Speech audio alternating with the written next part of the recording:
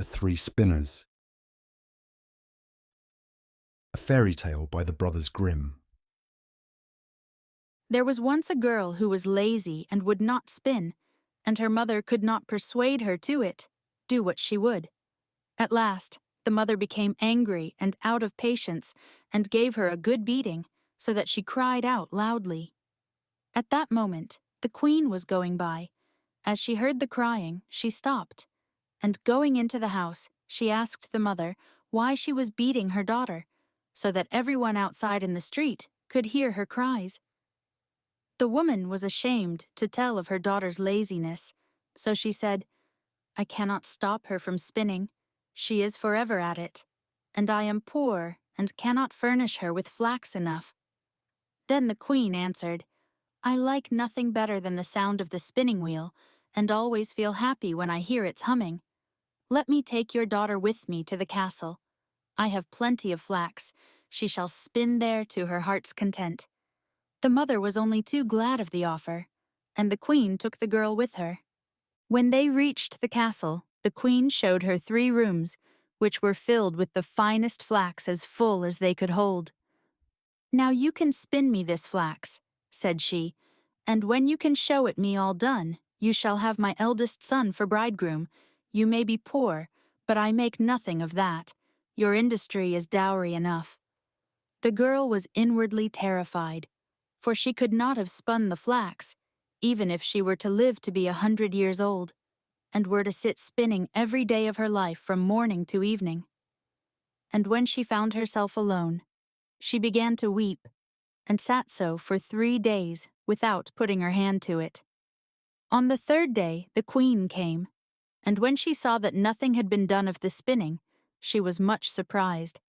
But the girl excused herself by saying that she had not been able to begin because of the distress she was in at leaving her home and her mother. The excuse contented the queen, who said, however, as she went away, "Tomorrow you must begin to work." When the girl found herself alone again, she could not tell how to help herself or what to do, and in her perplexity she went and gazed out of the window. There she saw 3 women passing by, and the first of them had a broad, flat foot. The second had a big underlip that hung down over her chin, and the third had a remarkably broad thumb. They all of them stopped in front of the window and called out to know what it was that the girl wanted.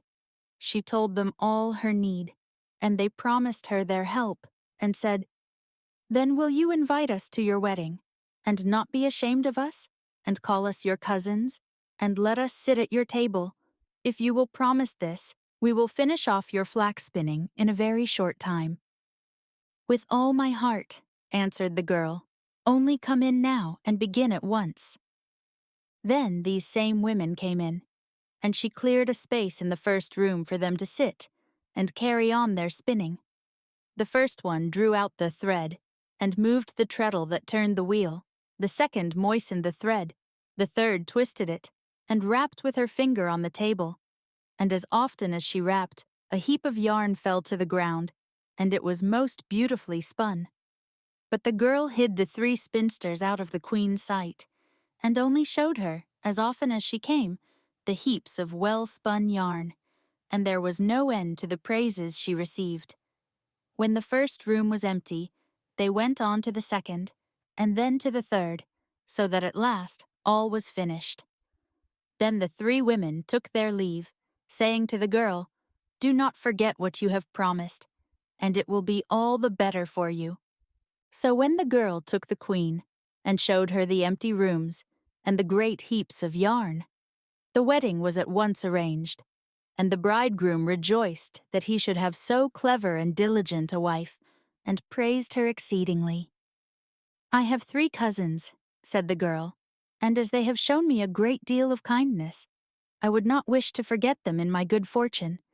May I be allowed to invite them to the wedding, and to ask them to sit at the table with us?"